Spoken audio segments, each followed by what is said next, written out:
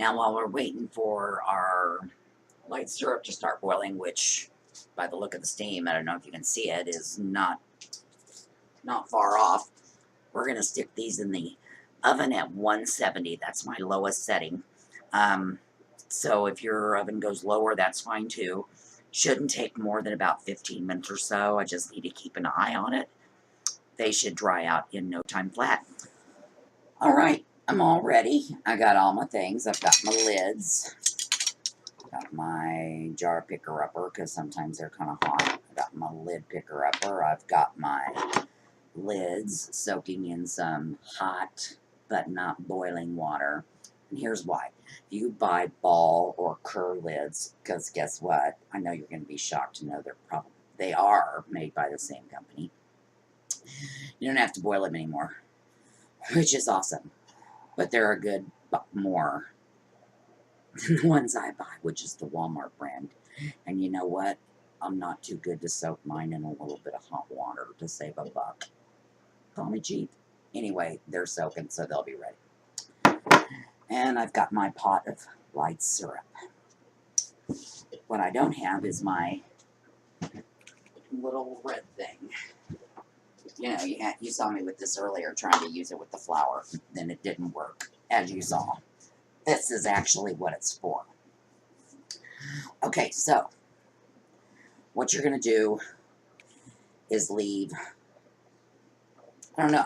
Let me back up. I don't know if you know this about a canning jar. Let me bring it up here where you can see it. Okay. Got a rim here. Got a rim here. Got a rim here. If you fill it to this rim, you're giving yourself a 1-inch headspace. Now, why do we care about headspace? Well, the reason we care about headspace is because some foods really grow while they're being processed. I mean, they're essentially being cooked. So they boil soups, chili, beans, thick things. Jellies, for instance, 1/2 to 1/4 inch, you're usually good to go. Also, the process of canning is this. Everything's heated up, and then the lid's on it, and the ring's on it, and then everything cools down. And not to have a science class and go into geothermics and all of that fancy crap. When things cool down, they suck in. So that's where you get your vacuum. That's what makes your little tabby do on the top of your lid suck down. There's a little bit of rubber on the lid that does seal against the jar. But essentially, it's the vacuum that's holding that lid on. Because if the jar loses vacuum, that lid will pop off, rubber or not.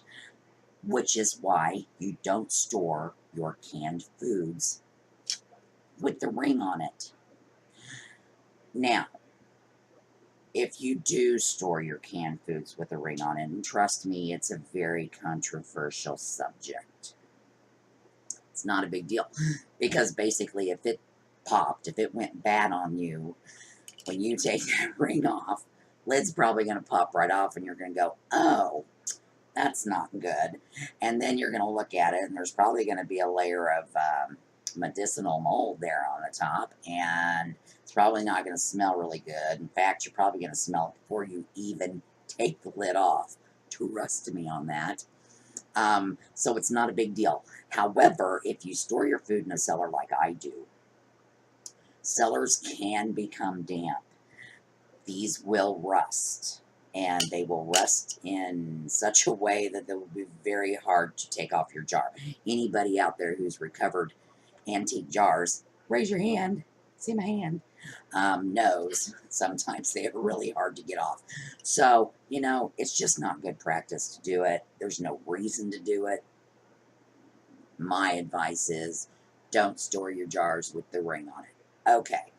So the first thing you do, and these things that I'm doing goes for anything you're going to can, from chicken, meat, veggies, jelly, fruit, it doesn't matter. The things that we've covered so far go for everything. You want a clean wet rag, and you want to clean and wipe around all the edges. Because any kind of oil or juice, or maybe in this case a pulp, is going to prevent your lid from sealing. Now, the more you can, you're going to have failures. You're going to have lids that don't seal. I don't have very many. Most of the time, I don't have any lids fail. But I do upon occasion. And let me tell you my trick for that. Now, you can clean it, put a new lid on it, process it again. But if I'm canning, say, chicken noodle soup, and it's already cooked once, and I'm canning the leftovers, so now I'm processing it for 90 minutes in a pressure cooker, I really don't want to process it for another 90 minutes. I'm pushing it as it is. It's still good, but, you know, too much is too much. I will keep the lid and the ring on it, and I will throw it in the freezer. And then next week, when I'm grabbing my lunch in the morning for work, I pop right in the freezer and snag me a jar and throw it in my lunchbox, and off I go, because I microwave it and everything right in the jar. That's what I do. Okay. And as I was talking, I wasn't paying attention, so I don't know if I wiped all the jars, but that's okay. We're going to do it again. Make sure. You can run your finger around them. You know, you want to do this, and even every time you can, and you wash your jars, you want to check for chips as well. You know, they last a long time and sometimes forever, but they are not indestructible. And depending on how they've been treated, you know, in the sink or whatever, you might get a fine chip, and that will cause your lid to fail. Okay, so we've done all we need to do there. And our handy little funnel. I could not remember the name of this damn thing. Our handy little canning funnel. Okay.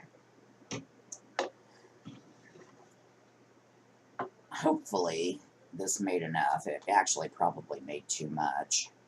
But we are going, we're going to give it about ½ inch or so head space. I think is plenty. The limes are going to float a bit. That's okay. My apples float too. It's not a big deal. I kind of, when I go down, and you know, that's something else I want to tell you to do. When you are storing your canned goods, I go down into my cellar at least once a week, which I usually have to anyway to get eggs or whatever I've got to get. I walk around and check all the lids. I mean, you know, it's my experience, and I've got a jar of canned turkey noodle soup down there from November 2017. And I had a half pint, it's a quart, I had a half pint next to it, and I grabbed that, about a month or so ago, took it to work for lunch, and it tasted like I just cooked it yesterday. Just saying. But you know, a lot of things factor into why a lid fails later on. You know, maybe where they're being stored got too hot. Stacking your jars will sometimes cause them to fail. You know, you just don't know. And you know what? It takes me 2 seconds to reach all of my jars and just run my thumb across them to see if any of the lids are loose. And none of them ever are. I actually keep my jars up here at least 24 hours. Because it's my experience, if they're going to fail, they're going to fail in the first 24.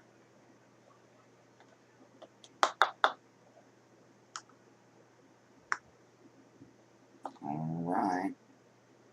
Yeah, I got tons of light syrup left, but you know what I think I'm going to do? I think I'm going to jar it, and I think I'm going to save it. It's sugar. It should store in the fridge pretty much. Well, I don't know. We'll see. I mean, that's one thing about sugar.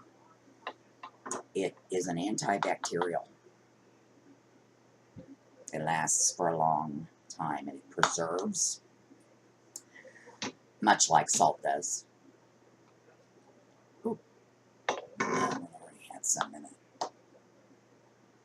It's this one. Oh, that's my one with that I did quarters for my gin and tonics.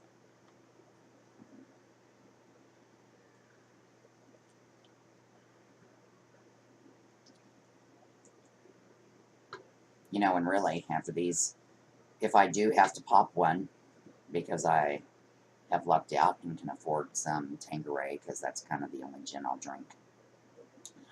But it lasts me a long time, so it's okay.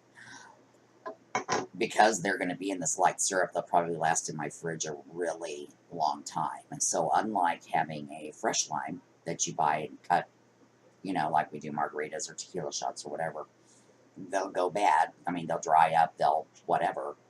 These will be usable for a lot longer. All right, I think I got them all. Now we're going to scoop that away and bring our lids around here.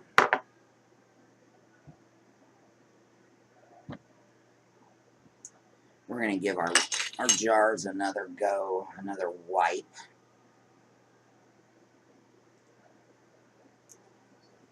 That funnel that I use kind of helps protect your rim, but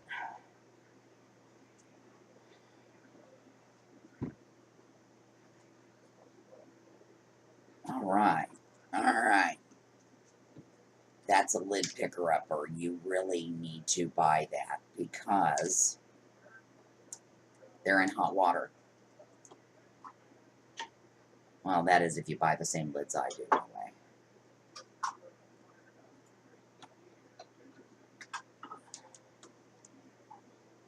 Probably don't need it too much anymore with the ball and the cur lids, since you don't have to boil those.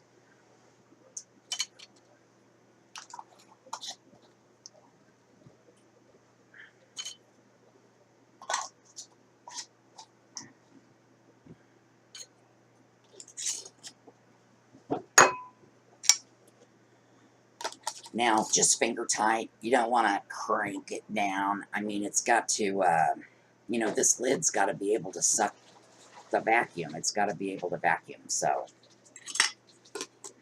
all right, I'm going to go check the water in my fanning pot and see if it's boiling, and we'll be back.